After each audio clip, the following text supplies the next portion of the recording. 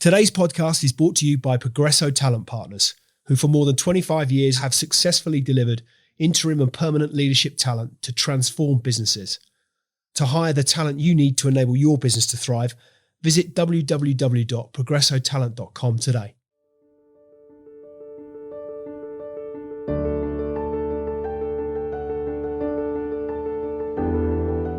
Mark Nicholson is CEO and co-founder of VivaCity, the company making cities smarter, safer, and more sustainable by supporting and empowering authorities with the right transport data at the right time. The company's artificial intelligence sensors gather accurate, detailed, and anonymous data 24/7 on transport modes, traffic flow and travel patterns, supporting strategic decisions to help optimize the transport network and improve urban infrastructure. A natural sciences graduate with an early career in strategy consulting, Mark launched VivaCity with his co-founders in London in 2015. They have since partnered with a great share of London boroughs and local authorities across the UK, and this year launched in the US. So what's the story behind the story? Without further ado, let's get into it. Mark Nicholson, good afternoon and welcome to the Extrology podcast. Great to have you as my guest. Really looking forward to getting stuck into all things VivaCity and lots of other things aside. But welcome, as I say, and as is customary for context, really, for listeners to Extrology, we like to start with those early days. So first question inevitably turns to childhood. What was childhood like for you? Where did you grow up? Where did you spend your time as a kid? Fantastic. Thanks very much for having me here. So I grew up in Berkshire near Wokingham. It's a kind of part of suburban, rural counties. So I was quite a long way away from anything, it felt, as a kid. So had endless car rides with parents to go see friends who might live 10 miles away. Had lots of cycling around to try to travel before I was old enough to be able to drive myself. So that kind of urban sprawl, which gets away from the real world. I think while I was there, I played huge amounts of tennis. That was kind of my childhood passion and hobby. And I suppose the thing that I really, really enjoyed when I wasn't at school or whatever else. I was going to ask the question as to pursuits, what things were you were into as a kid? Was there a particular moment or particular stars, player who was it that got you into tennis, or what was it that inspired you about tennis? So I started playing when I was 7 or 8, so quite young. But I think the moment that it really got exciting for me was watching Federer. So as he was gradually coming through, I think he first got onto the world scene about 2001, so I was 11 at the time.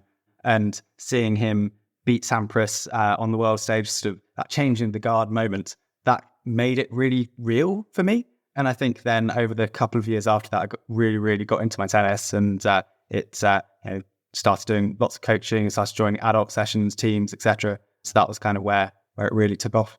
And was there ever a point as a kid where you thought, that's what I want to do. I want to play tennis. This is going to be my, I see myself lifting the Wimbledon trophy in my 20s or whatever it might. Did you have that kind of sense as a kid that that's the direction of travel? To be honest, I don't think I ever really started early enough.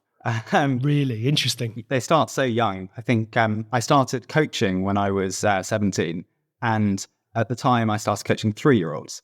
And so it sort of felt like I'd missed the boat by so much by the time that I was at that phase that that was never really realistic. It was always going to be a fun hobby rather than anything more.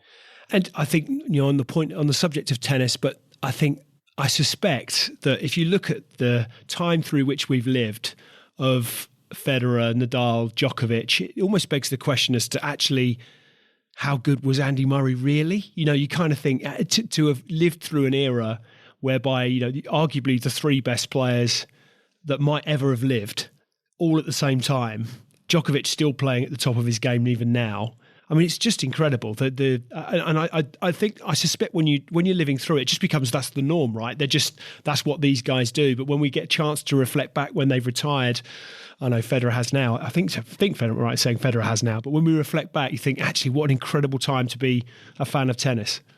Completely, it's been a golden era in many ways. And I hope that we'll see the same coming up. We've just had an amazing final with Alcaraz beat Djokovic. So we'll see what happens in the coming years. But as you say, it's been an incredible time where I think Nadal, Federer, and Djokovic all pushed each other to new heights.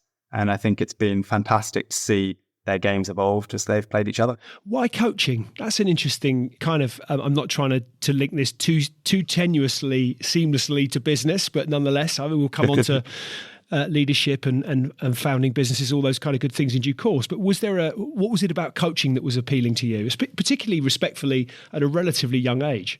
Yeah, I think it's as simple as I wanted to earn some money in a way that was fun. It was not a full-time job, very much part-time around everything else. And so where my friends were getting jobs in shops or pubs or whatever, for me, spending more time outdoors, more time playing the sport that I loved, some of the time you end up nominally coaching, but really just mixing in with the players, running a large group session. And so you're actually just playing tennis and being paid for it. I think that's a pretty good gig, really. Yeah, sounds it. So you studied natural sciences, as I understand it, at university. Correct. Why? What was the journey to assume that particular pursuit?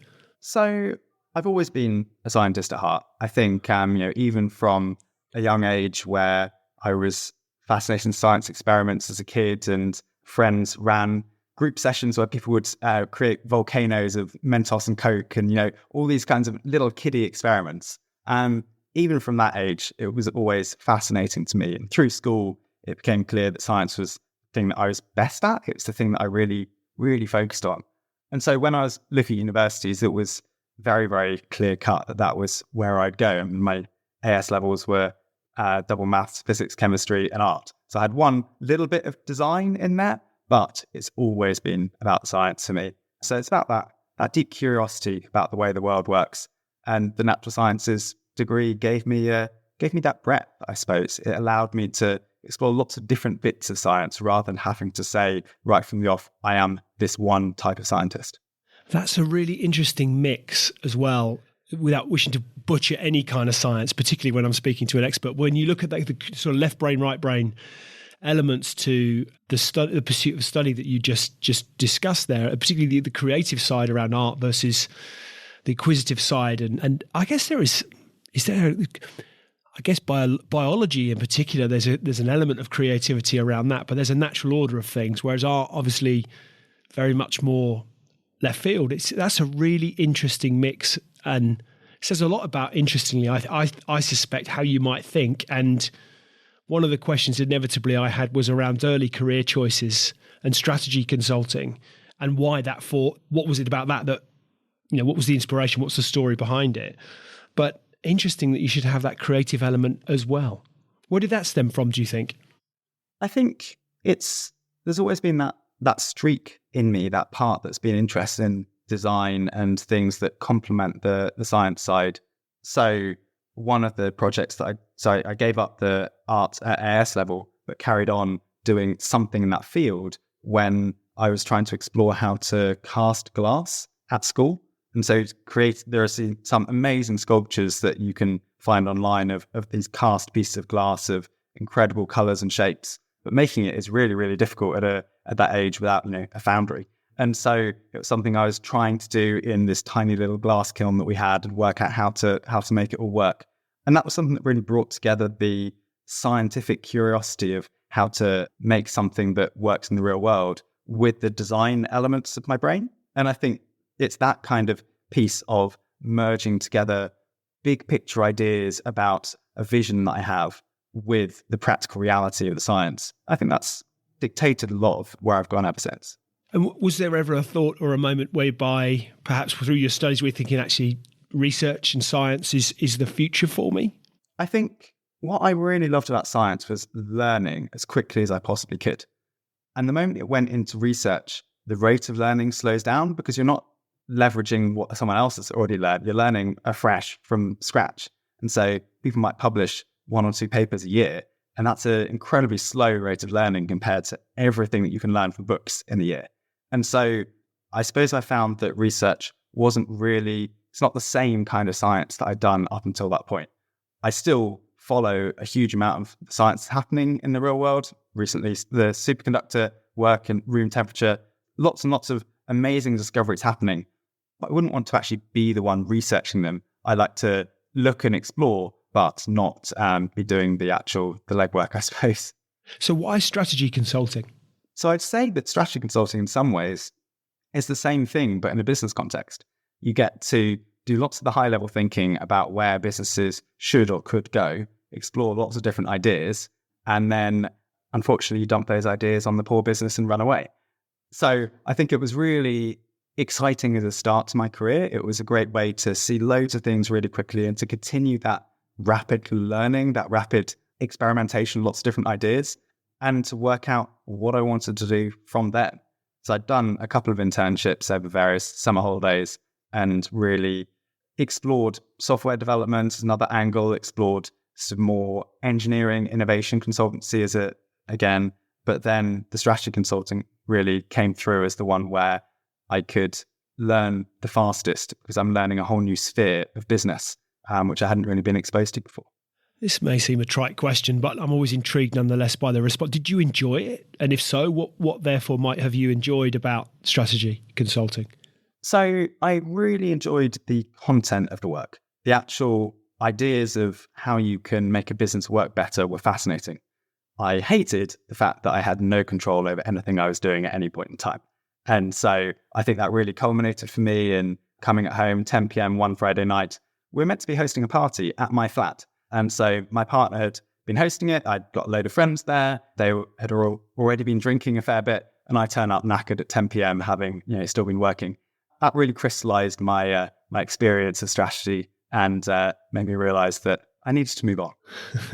Which brings us nicely then, if we reflect back to 2015 or even perhaps pre-2015, I suspect the idea for VivaCity was starting to form in some way, shape or form. But what was the story first and foremost? What was the inspiration first and foremost for VivaCity? So I think you have to go back to university to really find that. And it really came from the solar-powered car project that we were running at university. So this was a student-run initiative where we got a group of people together to build a solar-powered car, which was quite an exciting project. It was a big stretch. And then when you realize some of the scale of what we were doing, so we raised £500,000, we took 20 people out to Australia to race this vehicle. We were going at motorway speeds on 2 kilowatts, so the power of a hairdryer. It was a really exciting project, really pushing the boundaries of what's possible from an engineering perspective. It's maybe 50 times more efficient as a vehicle than anything you'd find out there on the road today. So incredible project. We crashed the car, which is another story for another day. But the big thing that I took away from that was a group of people who could work together extremely well to solve incredibly complex problems. And it was actually with two of those people that I ended up founding a company. And then a number of those people joined us as employees over time. So that was really the genesis of it all, was the team that had made that solar-powered car. Was there a point at which you thought, right, that's the problem we're going to seek to solve? With respect to, before we go into that sort of the formation of VivaCity and what you set out to achieve, was there a point at which you're all sat around going, that's it, that's the big issue that we really need to address, or the issue that we need to address? So I think the company was found much more around the team than it was around the idea. And so actually we'd decided, sure, we had a number of ideas at the point at which we quit our jobs and founded the company, but those ideas iterated so quickly in the early days that it was much more about having people we trusted than it was about saying, this is it, this is the grand idea. Because I think it's really hard to know whether an idea works until you try it in the real world, until you actually start speaking to customers about it, until you really get deep into that problem. And it's impossible to do that while you're working in the kind of job that I just described, where I'm coming home 10 p.m. on Fridays. So it was, we really had to get into it before we could actually work out whether any of the ideas were any good. And frankly, most of them weren't, but it turns out one of them was. And what was that idea? For the benefit of listeners, in effect, what was that idea, and therefore what is it that VivaCity does? So the idea has evolved a little bit from where it started, but originally it was about how can we help the autonomous vehicle transition to happen? How can we help autonomous vehicles to really drive more effectively on the roads? And to do that, they need more data about what's around them on the roads. How can they gather data from the infrastructure? And then how do you roll out that scale of infrastructure? Or who else needs that data? We started speaking to local authorities.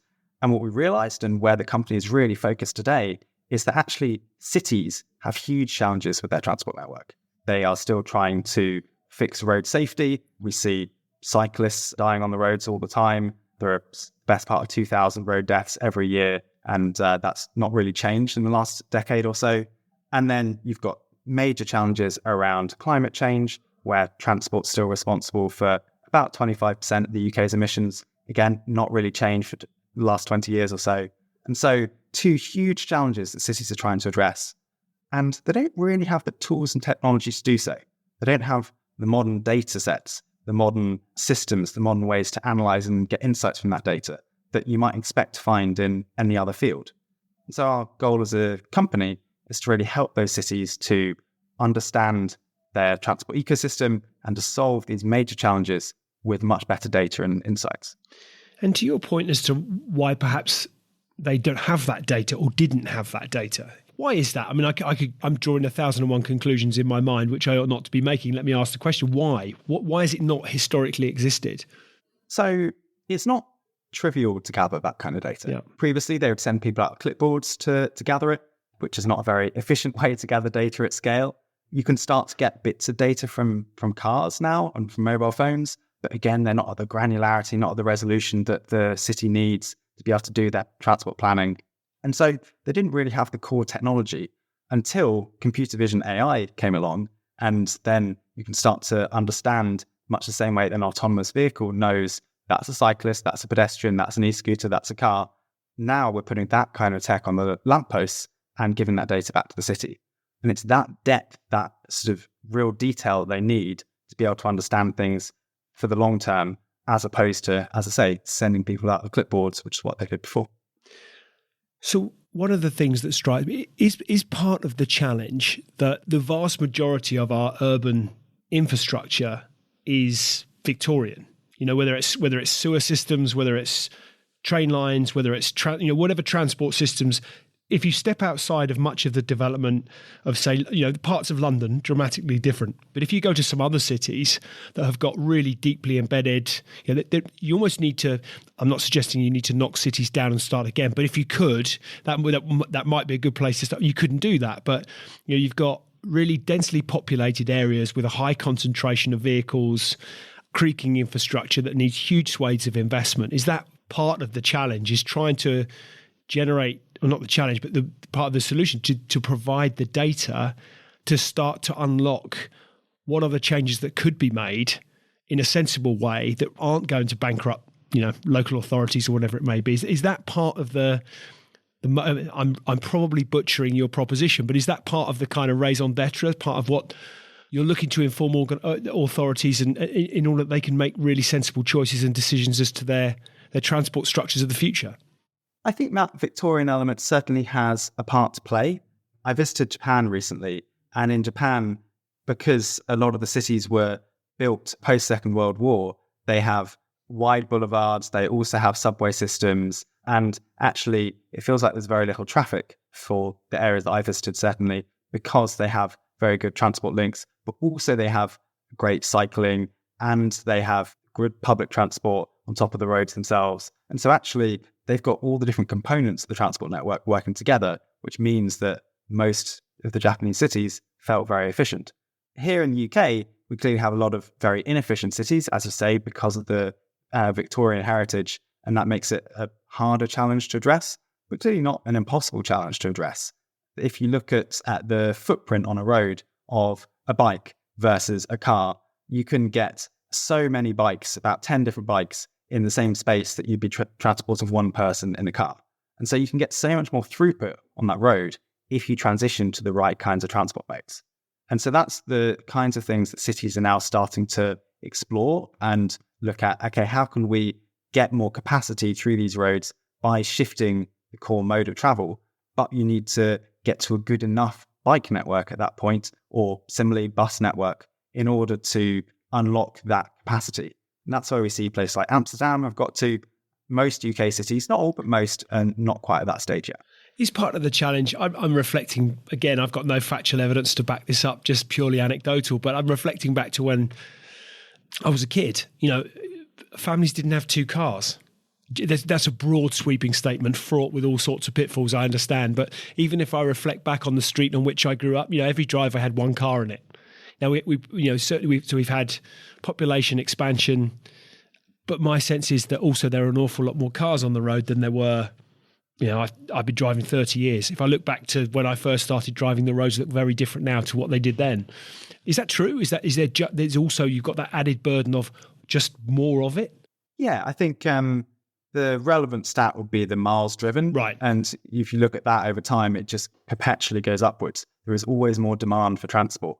And so I think the challenge for authorities is to transition some of that to other modes. We obviously saw the pandemic and saw big changes in transport behavior then, although the miles driven hasn't dropped as much as you might expect. And so I think there's still huge demand for travel on the roads. We're seeing the rise of delivery in general, whether that's Deliveroo type services or whether that's Amazon, where there's a lot more now being delivered to our homes, which means that we feel like we're traveling less. That van's still driving around though. And so actually those miles are not changing. If anything, they're increasing because it's now trivial to spend a tenner on Amazon and get something delivered to you. Whereas before you might have got a couple of items together and then gone out to the shops to buy them. And so, I think we are seeing a world where demand for transport is never going to decrease. And so actually we need to shift people's mindsets about how they use transport and shift the infrastructure so that it's easy to access everything that you need within 15 minutes of where you are by bike, rather than having to drive for 20 minutes to the nearest city to go to the shops. And so it's about underlying changes in infrastructure to enable those changes in transport behavior. So was there a point at which, am I right? I think I read that your mission is in making cities smarter, safer, and more sustainable. Was there a point at which you recall you hit on, right, that's the mission. That's what it is that we want to achieve? I think we got there organically so some of our early work in the space was on a smart cities project in Milton Keynes. We started to look at how can we help them to gather better data. And then we started to dig into, but why do you want this data? What is this for? How are you going to use this data? And we gradually uncovered the data challenges that they experience in trying to achieve these sustainability type missions. And so I think that particular incarnation of the vision and mission took a couple of years to come to life. But it was very clear from very early on in this experimental period that I was talking about that cities had a real need for better data and that AI was perhaps a tool that could unlock that for. And was it at that point you thought, actually, this is a business, a scalable business, as opposed to respectfully, a bunch of guys with great capability, almost consulting and solving problems, but actually this is a truly scalable proposition that we've got here? Was there a point that became apparent? I think in the early days, as you said, there was always this tension between consulting and product-led growth.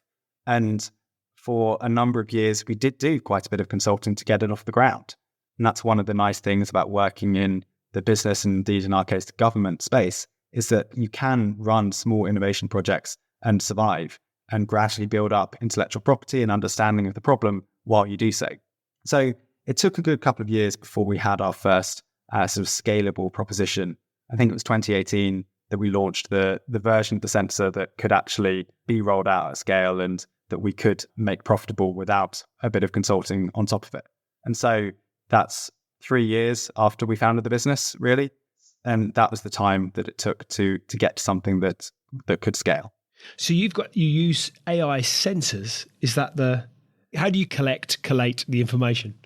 Sure. So we put up sensors. Each sensor contains a camera, it contains a processor, and it contains a modem for data connectivity.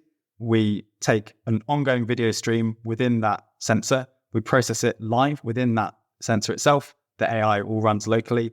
We discard the video, and all that we keep and send back is the data about what's happened, about how many cyclists have gone past, about how they behaved and interacted, about whether that lorry took a left turn through the cyclist path. So we keep the anonymized data about what's happened, and we discard everything that's personal. And the goal here, and the reason that I talk about them as sensors rather than cameras, is that they are acting in a way to gather data, not to gather live streams of high definition video. Yeah, understood. So what were some of the challenges that you faced in those early days, and how did you overcome them? So I think one of the big challenges was that transition from consulting to a product-led model. I think that was it's always a really hard transition to wean yourself off the consulting revenue that's kept you going so far. I think that took a bit of investment. So we raised funding in 2019. I think it took a bit of a change in mentality around what we're willing to offer clients. And that meant saying no to various projects that previously we would have said yes to. And there's a lot of tension within the founding group at that point in time of turning away these projects that looked like they would have been good opportunities a year or two ago, but we're now changing our path. We're now doing something different. So that transition in mentality in what we say yes and no to, I think was a really big step into the unknown, because we were betting that we'd be able to find other projects that would be more product based, but we had no proof of it at that point in time. And so that was one of the biggest steps. I find that fascinating, as well as and oftentimes a question I will ask around the dynamics, particularly when you've got a founding group. I'm always intrigued as to how you make those decisions as to who does what. I asked someone on a podcast once as to who was the similarly CEO. It's kind of like, well, how do you decide, particularly in this particular case, there were 3 data scientists. So they did a similar skill set. So it's kind of like, well, so how do you decide who takes which chair? which actually, on reflection, I said, as I was saying it, it seemed a flippant question. We said it's actually one of the hardest things, because you kind of walk into the room and you're thinking, well, who actually wants to do what? What if we all stand up and say, well, I want to be CEO? So it's an interesting debate. But did you have that sort of natural affinity to particular skills that actually made you well suited for the chairs you've taken? I think so. So for me, that strategy consulting background that we've already talked about obviously leans a little bit into the CEO type role. For our CTO, Yang, he was always the deep technologist among us and the one who was going to solve all the deep technical challenges. And our third co-founder, Peter, came from more of a engineering consultancy background. And so he had the process knowledge of how to actually make things run scalably. And so he became our COO as a result. And so I think our skills really mapped together quite nicely between visionary on the one side versus practical on the other. And we all had different elements of that came through in different ways. So your sensors are collecting data. How do you then subsequently, who uses that data? Do you provide the analysis as well? Or do you kind of go, right, we've got all your data, X local authority, here you go, make up your mind? How does the process, once you've collected the information, what happens from there? Sure. So once we've gathered the data, we provide it to clients through dashboards and APIs. We don't tend to get into the actual analysis of that data. And I think that's an area where our clients are much more expert than we are about what to do with it. However, what our clients aren't always as skilled at is that data analysis piece itself. And so they know what they want to get out, but they don't always know how to get to that point. And so we've been gradually building up insight analysis tools to help them on that journey. I think that's one of the big observations about the ecosystem that we play in with local authorities. Because they haven't had access to data before, they don't all have the skills to analyze that data to do the right things with it. And so we've gone through a bit of an education journey, and we're helping authorities to learn about how best to use that data most effectively. And without asking you to break any commercial confidences, and clearly you wouldn't anyway, but is there are there some particular examples of which you're very proud that have actually, if you look at that mission that we alluded to earlier, that would evidence that you're well on your way to making cities smarter, safer, more sustainable? Any particular examples that would, as I say, of which you're very proud that would support that? I think there are probably a couple of areas that I could talk about, even if I don't name individual cities necessarily. I think one key piece recently has been around LTNs and the low traffic neighborhoods, which have caused a bit of an uproar in the press and have caused local opposition in various places. And what ends up happening with an LTN is you take away road space and you give it to cyclists and pedestrians by and large, and you try to shift the car traffic elsewhere. What you find happens within the first 6 months is that there's a lot of public opposition as people get frustrated that they can't do their old habits. And then 2 years later, actually everyone really typically likes the LTN because they've all found a new way of doing it. They've transitioned to cycling or walking or taking the bus. They've realized that their road is quieter, their neighborhood is less polluted, and it's actually a better outcome for everyone. And then the opposition all dies down. And so I think being able to evidence some of those trends of how quickly people learn how to take other routes, where other routes do and don't work for them, where in certain areas you might not want to cycle because the cycling connectivity is really poor. And so then we can say, okay, well, you've put in this LTN, but people have no way to use another mode, so they are continuing to be frustrated, versus elsewhere where there might be a new LTN with fantastic cycling connectivity. And so everyone just gets on their bike instead. And so I think it's about being able to evidence some of those transitions and give authorities the data such that they can make interventions that are well supported. And so that when there is public opposition, we can say, actually, we can prove people are using this new cycling infrastructure. They're changing their behaviours accordingly.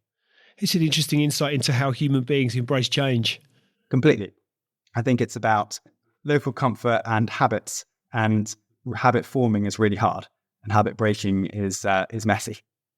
And you get a sense as well as that in some quarters there's that sense of, well, I don't like the idea that I'm going to be told how I'm going to travel to work or whatever, when actually the benefits are vast. But it's that kind of, but I've always done it this way. I've always driven my car to this particular spot. I've always taken that bus. But actually the benefit, and one of the things that struck me, you mentioned COVID. One of the things that struck me again anecdotally around COVID was there seemed to be a proliferation of people on their bikes. To your point, miles travelled may not have changed, so the evidence wouldn't necessarily support it. But my sense was people got out more, were out walking. I know we were restricted around the exercise that we could enjoy, but it seemed there was greater evidence of people moving more, using under their own steam, and less in their cars. Is that something that increasingly people want to persist and pursue? People want to get on their bikes. They want to be moving more. They're aware of the benefits it brings them. I think in a lot of the UK, yes, people are aware of the benefits, but the infrastructure isn't there to support them with that. People don't feel safe on the roads, or they feel that there isn't a sensible way for them to do that particular journey without going on an A road or a dual carriageway or whatever. So I think it is true that there is a lot that the infrastructure needs to do to change to help people with that transition. And so we've got a bit of a critical mass challenge where the infrastructure needs to change. When the infrastructure changes a bit, then there is opposition to it. And so you need to change it a lot before you see the benefits. And so you need visionaries to say, actually, we're just going to change this, and we're going to put up with the pushback for a year or two, and then people will see the benefits further down the line. I think, as you say, with the pandemic, we saw huge increases in cycling in that period. And actually, some of that's dropped back down, but there has been an overall change in the positive direction since pre-pandemic, because people have got on their bikes more, because people have changed their habits during the pandemic, realized the positivity of cycling, and actually that hasn't fully reversed. Partially, but hasn't fully reversed. And so I think we do see that whole habit breaking thing where the pandemic was very helpful in changing behavior. And the data that you're able to provide is informing local authorities around investment decisions, infrastructure decisions that will ultimately contribute to more efficiency, safer, greater sustainability, all those kind of good things. Completely. So there's about 10 billion spent in the UK every year on changing the road infrastructure, because it's such a huge road network, because it's one that all of us use every day pretty much. It's an asset that the UK needs to pour lots of money and effort into maintaining. And through guiding some of that 10 billion of spend every year, we can incrementally improve that network to help promote more cycling, to help people to get around better. That's where data becomes really valuable, to push that spend into the right direction. Do you think, I'll put you on the spot here perhaps with this question, but that strikes me, whilst clearly £10 billion is an awful lot of money, it doesn't strike me that as a particularly large sum of money to address the scale of change around infrastructure that we need. Is that right? I mean, I'm clearly not basing that on any factual evidence, just the hunch when I hear that 10 billion. My first reaction was, that doesn't seem like enough. It doesn't seem like as I say, I make the point, it's a lot of money. It doesn't seem like an awful lot of money in the context of public spending. I think that's fair. And I think there are lots of voices in local authorities saying that the government gets some 30 billion in petrol tax every year. Right. And the roads only see 10 billion of it. So the government is pocketing some money from that. I think there's then also arguments around we are in almost a managed decline state with things like potholes and the arguments that happen around potholes.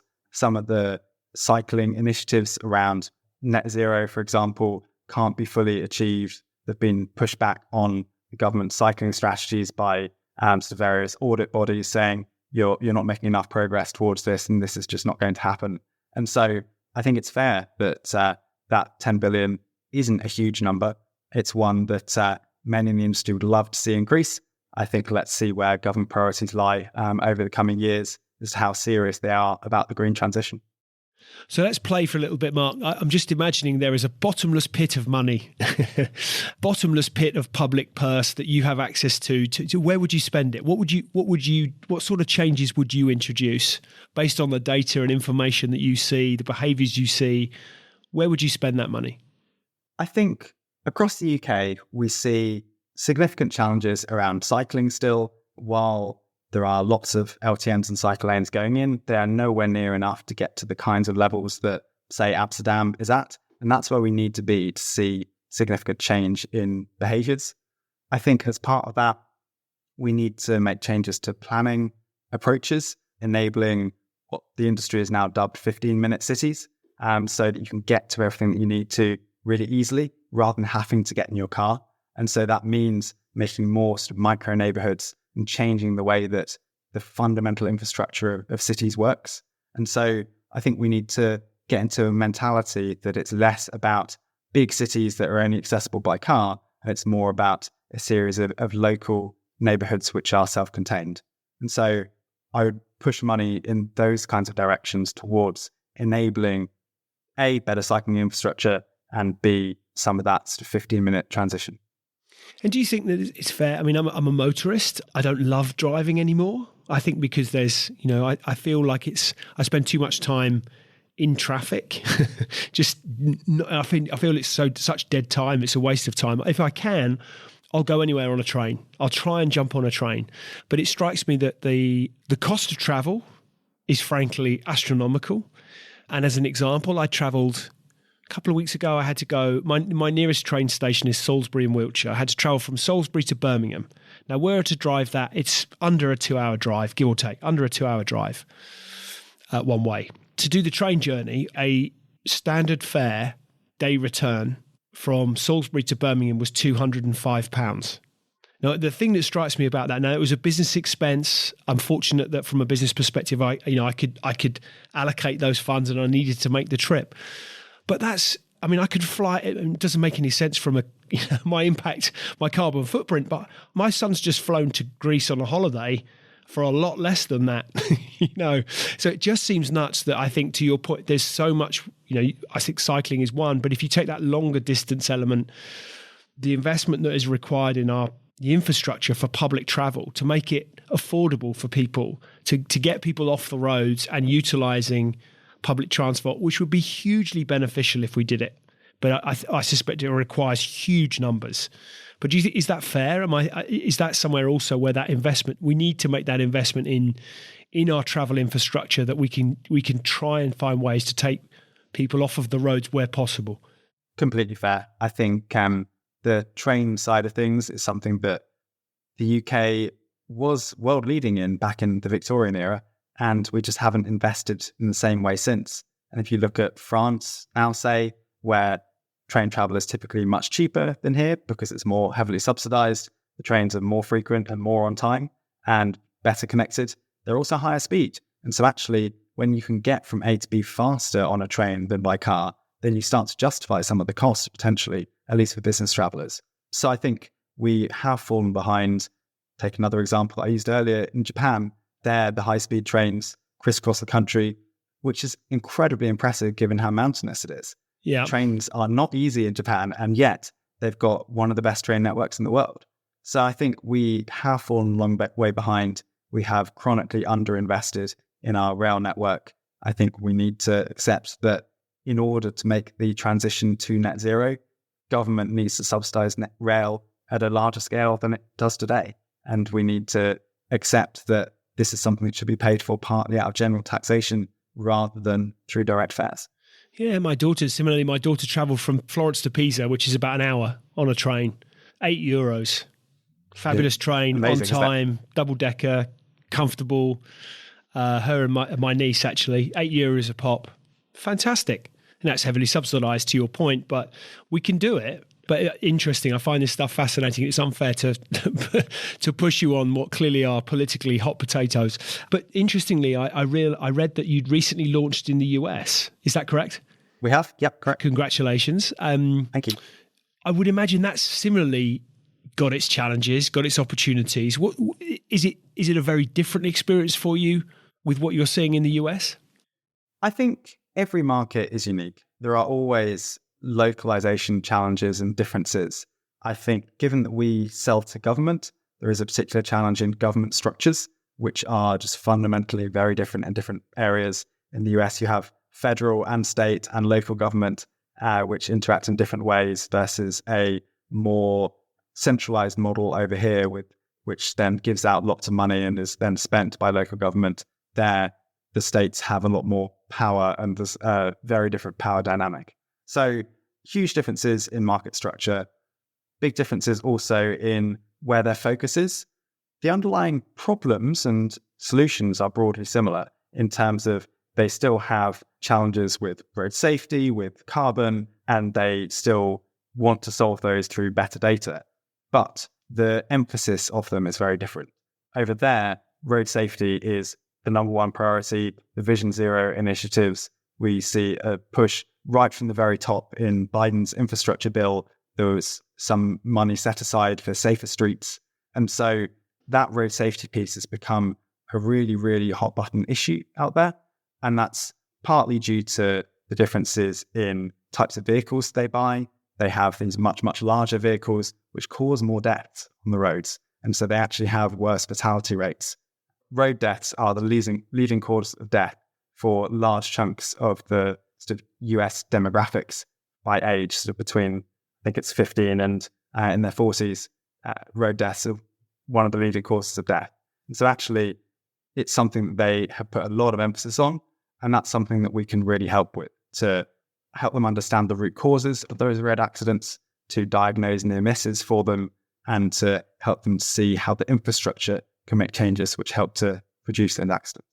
Again, not to make any assumptions, but even just some of the complexities and challenges and the place it receives in the public spotlight, if you like, or from at a government level around road safety. But why the US? Strategically, what was the thinking behind the decision?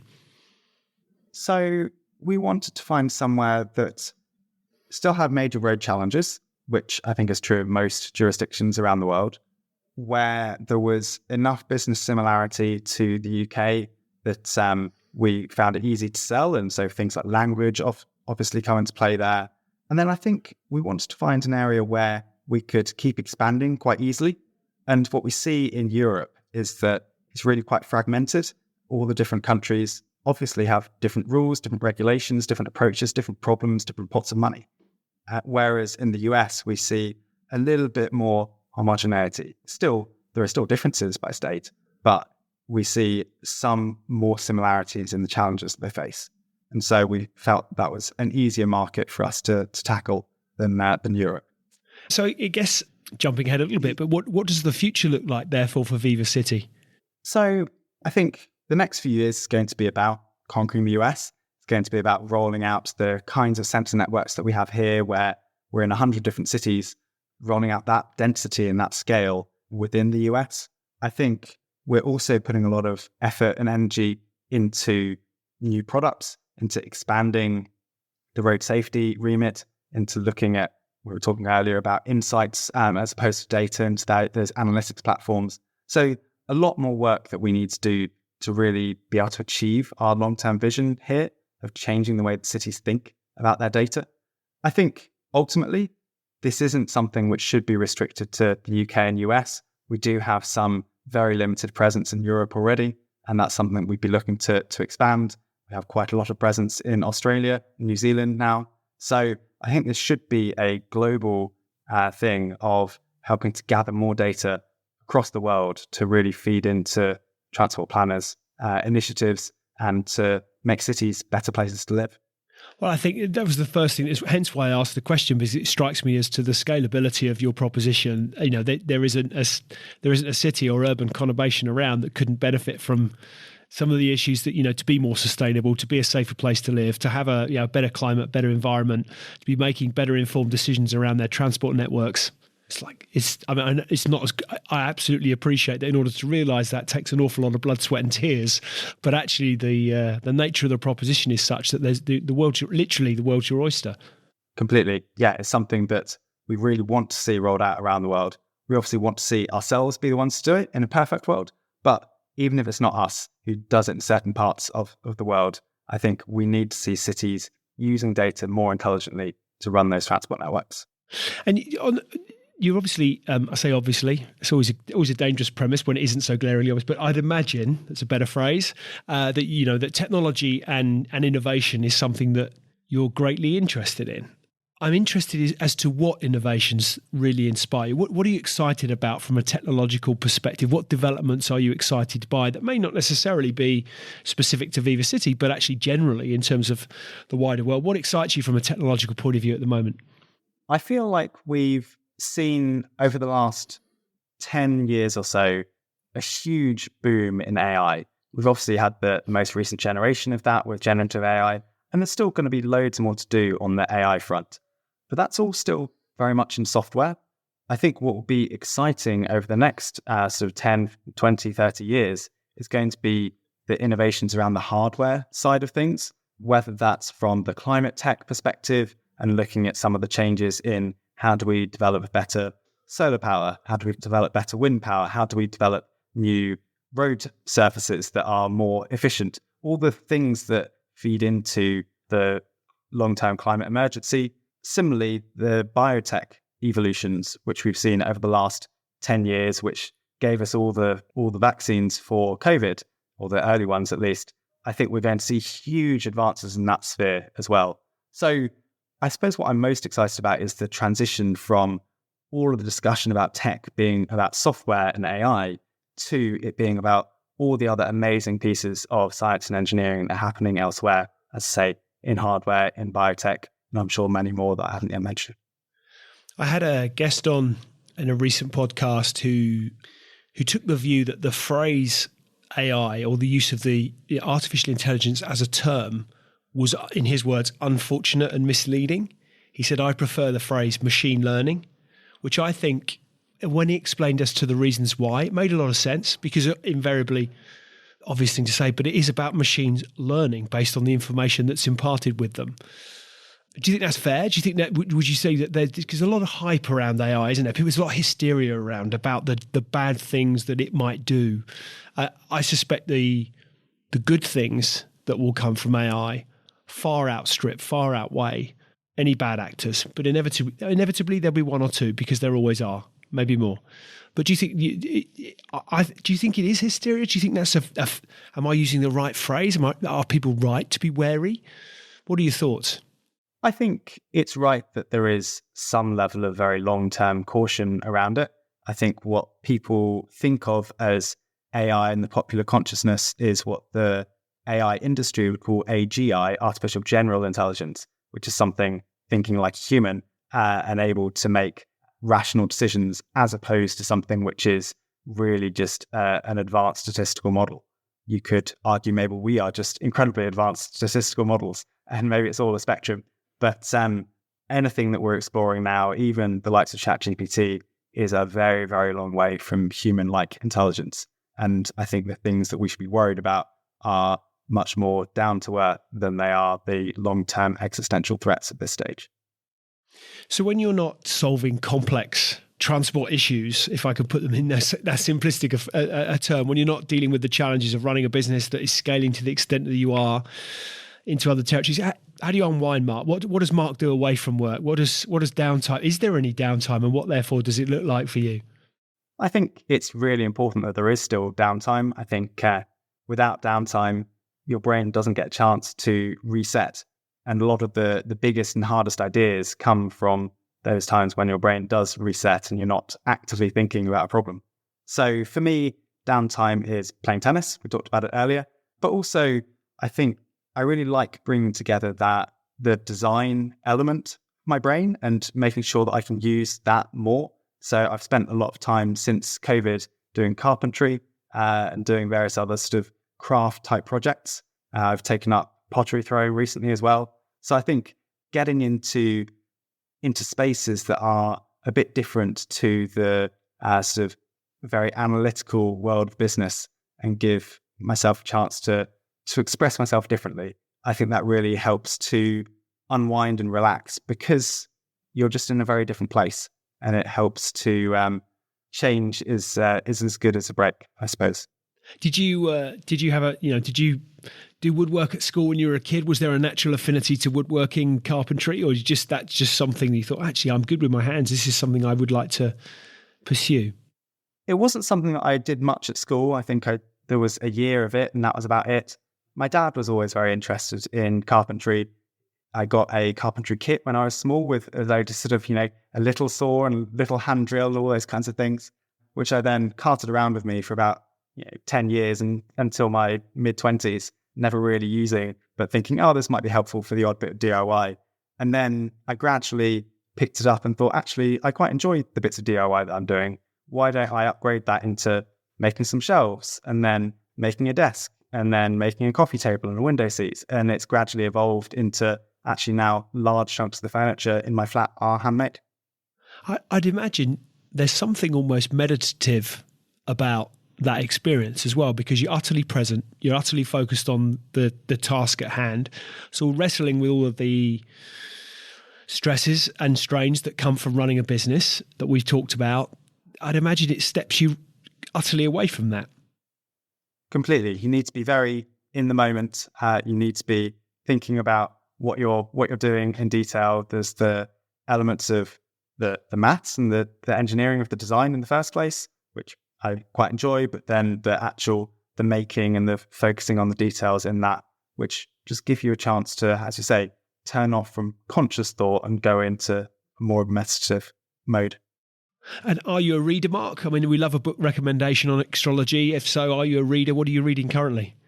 I am. I read quite a lot of fantasy, sci-fi type novels. I think all-time favourite author has to be Terry Pratchett. It's very, very hard to beat as a comic genius. I think if I had to go beyond that, I've been reading Seven Eves recently, which I really enjoyed I would call it engineering fiction rather than science fiction. Everything in there can happen. And as a scientist, it's very satisfying that it's not just, here's some made up science to make the story work. It's actually something that feels real. And if you look into the background of it, the author worked with people from NASA to make sure that the science was real. And so I really, really enjoyed that from both the storytelling perspective, but also the engineer in me. Who would you say has been the greatest influence on your career and why? So I'd probably have to say a guy called Stuart Berman, who we first met in 2017 when we were speaking to investors. They were talking about him as a potential non-exec on the board to support that investment. That investment didn't happen in the end, but we continued talking to Stuart. We ended up bringing him on as an advisor on our side of the table rather than the investor side of the table. So he started as a board advisor, became a non-exec, later became our chairman. And I think over the last sort of 6 years or so, he's always been the person I've turned to whenever there's been a major problem, something that I don't understand, as someone who was 2 years into managing a business and suddenly had 20 people reporting into me. He was the person who was there with the solutions. So I think he's been the biggest sort of mentor and support over that period. Who do you admire? I think going back to our very early conversation about tennis, I think Roger Federer is a fantastic role model and example, not because he's achieved huge things, but because of his humility in achieving that. I think it's been really impressive looking at the sportsmanship sort of shown by the likes of Federer and Nadal, that very, very humble, collaborative approach. I think that's something that more business leaders could probably learn from. Interesting. So what drives you? I think for me, it's always been about doing hard things. It's always been about challenge. And so from the solar car days, but even before that, looking at what I used to do at school. I raised £3,500 to go climb Kilimanjaro at 16, and all the things that I've done that go beyond the curriculum have been about stretch. And I think that's still true now. I think I run the company because it's exciting and challenging and hard. And so I think for me, it's about learning new things. It's about building my mental model of the world and experimenting with it en route. So what does success mean to you? Success, I suppose, first off, is very much not financial. Success is about that journey. It's about how much I learn and develop en route. I think there are a lot of different businesses that I could run that I would be excited by, and they wouldn't all end up with a sort of an amazing outcome at the end. But if I felt like I'd really learned and developed en route, I think that would be an exciting place to be. I think success probably needs to be combined with an element of thinking about what the outcome of the business that I'm running is, not from a personal perspective, but what impact does that business have on the world? And there, climate change is going to come back into it. Have I actually made a difference to this societal issue that comes out above all others? So if I had to summarize, success is about achieving some of that drive towards challenge, feeling like I've learned en route, and making sure that the impact that I've had on the world is right. You mentioned that admiration that you enjoyed for the humility evidence by Roger Federer and the way he's gone about his success, but who, or perhaps even what, inspires you? What inspires me? It's a good question. I think I'm not sure. I think looking at other businesses in the space that we're in, thinking about how quickly the world is learning about issues like climate change, how quickly the world is developing solutions for that, even if we're not adopting all of those as quickly as we might want to. I think the fact that the level of R&D and sort of collaborative thought that's happening now around huge issues like climate change, I think is really inspiring and really exciting. So I think for me, we need to continue doubling down as a society on that collective pursuit of knowledge that comes from having a big single goal like climate change to pursue. Oftentimes I reflect and consider, perhaps I'm naive, but I'm a great believer in, the human spirit, if you like. The scale of the intellect, the talent, the innovation is vast. And yet it strikes me that we don't, say the royal, using the phrase we, perhaps there's not enough of a spotlight that is shone on that innovation. It's not to say that these things aren't reported, but I just don't know that we put enough time and attention to highlight the great work that is done by so many people. We spend too much time focused on the minutiae of wrongdoing. That's not to say that equally ought to be addressed, clearly, but I just wonder that we don't.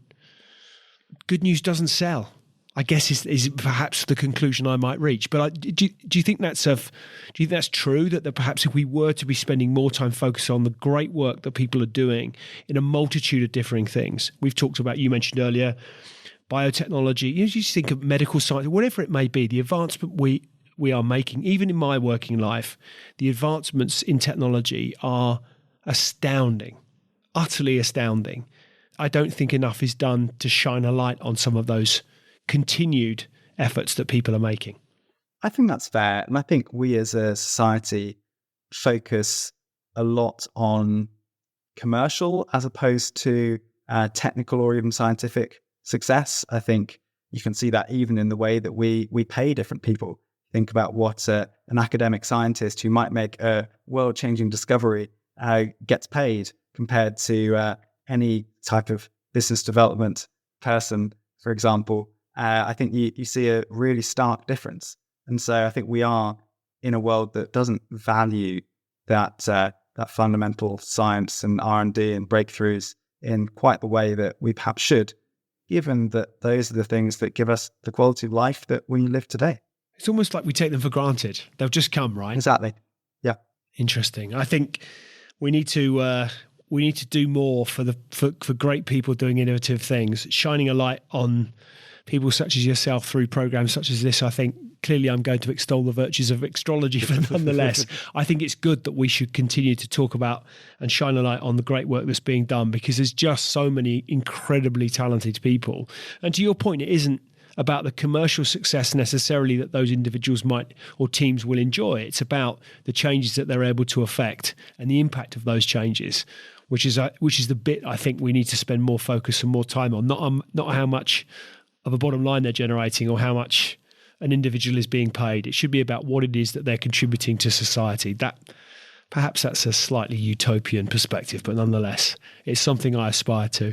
So if reflecting back, ordinarily I might ask what advice you would give 21-year-old Mark Nicholson, but given that you're a young man, Mark, so it doesn't strike me that would be awfully long ago. But so I might go back as far to the heady days of 17-year-old tennis coaching Mark Nicholson. What advice might you give your younger self? Let me put it that way.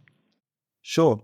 I think key piece of advice would be keep embracing the hard things. The things that have given me most satisfaction over the last sort of 10, 15 years have been pushing myself, very much not the conveyor belts. The conveyor belt doesn't give you that thrill of achieving a challenge.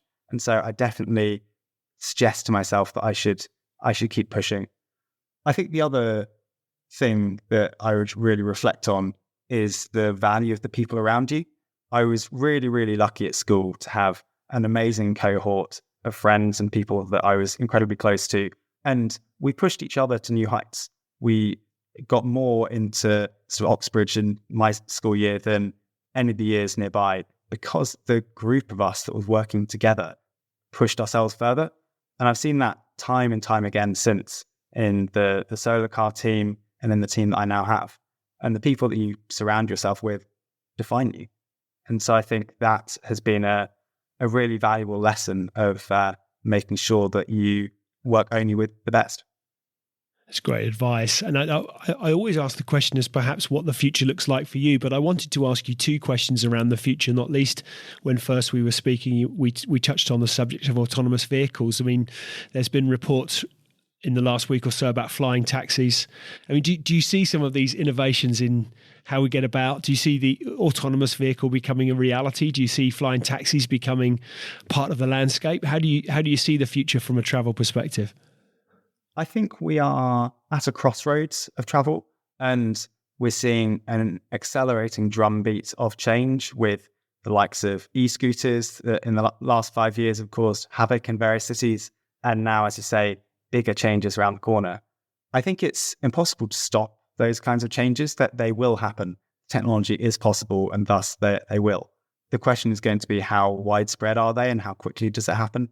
I think with autonomous vehicles, it's obvious that they should ultimately be safer than humans. I think it's great that there is so much energy and attention going into them. We need to think really carefully about how widespread we want the vehicle to be in the first place. But I don't think that takes away from the fact that an autonomous vehicle is going to be safer and thus better for everyone than a human-driven vehicle. So I think there are changes that we need to make happen to the transport network, which are slightly separate to the technological innovation that's coming through. With flying taxis, from an environmental perspective, I struggle to get behind it. In general, air travel is going to be less efficient than ground travel. So I think I hope it will remain an expensive luxury. And from a noise pollution perspective, I think there's going to be some interesting challenges if they get widespread across cities. But I think in terms of exploring new technology and the benefits of that new technology, I think it's one thing to talk about a flying taxi from a luxury perspective. It's another to imagine an air ambulance which turns up within a minute of any issue and then can take that person to hospital within a couple of minutes with no humans on board. That feels like a very justifiable innovation. And so I think all of this technology has to find its place. And then we as a society have to collectively decide what we're willing to tolerate and what we're not, with the downsides of any of this tech. I think it's really interesting as to I look at, even in my own life, the evolution of how we feel about our vehicles. It's been slow to change, but if I go back to, I remember the first time I leased a car and my father saying to me, "You leased it?" And I said, "Yeah." He said, "Well, you've got nothing to show for it. It's not your car, is it? It belongs to somebody else." I went, "No, but it makes, at that point in my life, it made a lot more sense commercially, financially, it made more sense to lease a vehicle." And it was really interesting that from a generational perspective, it just did not make any sense to him whatsoever. And yet now, the idea that we, even short-term lease, or renting a vehicle, so there are clearly a significant proportion of people are utterly wedded to, that's my car. But I think the direction of travel, no pun intended, is shifting, and that I can see a point at which we kind of arrive. I suspect it won't happen in my life. Maybe it will, but that we get to a point whereby these smart little devices that sit in our hands, we kind of go, right, I need to get to the shop, or I need to go from A to B. You press a button on your phone, a vehicle turns up outside your door, it drives you to where you need to go, and we don't have that. Increasingly, we're losing, I suspect, I feel like we're losing a sense of ownership of things in varying degrees, but I think that's the direction of travel, and it becomes more about convenience and availability rather than, and the flexibility of cost as well. You're paying for the journeys you're making, not for something that sits on your drive 90% of the time. I mean, I think I'm right. It's something like that. I think that the vehicles that we own, in whatever ownership structure that might be, but the vehicles we consider our own, 90% of the time are inactive on our driveways or on the streets. So I think that will. So the cost of that is nuts. Not only the financial cost, but the environmental cost. So I do think I'm kind of stargazing a little bit, but my sense is that's the way the world will head. I think that's fair.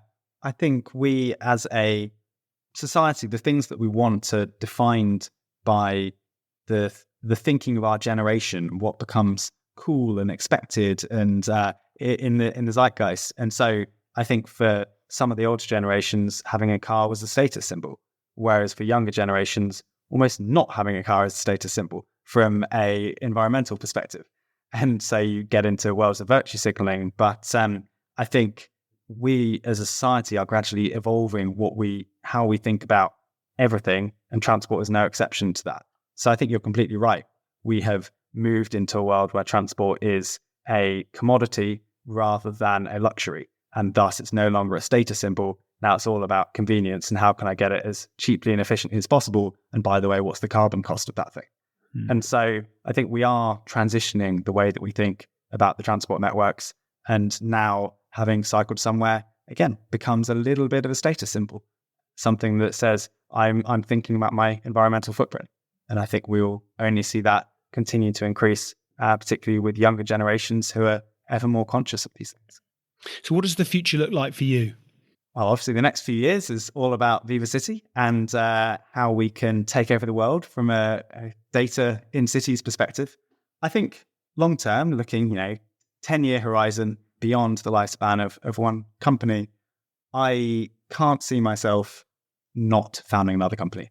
I think I'm at a stage early enough in my career and where I enjoy challenge enough that I think I will end up founding something else after VivaCity, but that is a very long way down the line. Interesting. Was there always that sense of entrepreneurship about you? Did you always have a sense somewhere that you would start your own company somehow? Not really, to be honest. I think I've done lots of things that proved to myself that I liked to do something hard and like to stretch. And strategy consulting as the start of my career was one component of that. But I was never really involved in thinking about founding a business until it got to the solar car, to be honest. That was when the commercial realities of, we're fundraising, I'm running a big team, and actually I'm enjoying these things. That was where I started to realize that might be my future. But until then, I think all of the discussions around where my future career might be were focused on this design versus science sort of challenge in my brain. Should I be an architect as something that sort of combines the two? Discussions always went in that direction rather than anything to do with the entrepreneurial road that I found myself on. Well, architecture's loss is certainly VivaCity's gain, Mark, and my thanks for your time and insight this afternoon. It's been fascinating. Where should we be directing listeners to find out more about VivaCity? So you can go to our website, vivacitylabs.com. You can find us on Twitter, or I should probably say X now, shouldn't I? Look us up online, but the website's the best place to start. Fantastic. Mark Nicholson, I really appreciate your time this afternoon. Thank you for sharing your journey with us. It's a fascinating space in which you spend your time and certainly invaluable in terms of the future of this planet. So it's great that there are fabulous people out there doing what you do. Really appreciate your time and attention and as I say, inspiration this afternoon. It's been great to have you on, and I wish you every success. Fantastic. Thanks so much, Lee. It's been a really, really enjoyable conversation. Thank you very much. All the best. Thank you, Mark. Thank you. Cheers. Bye-bye.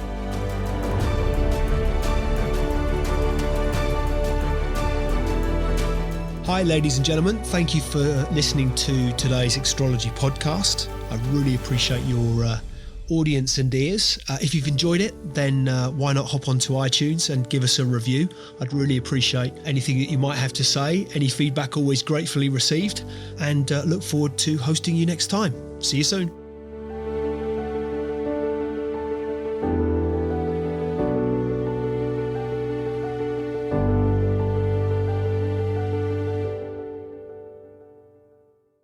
Just a reminder, today's podcast is brought to you by Progresso Talent Partners. Visit www.progressotalent.com today for more information.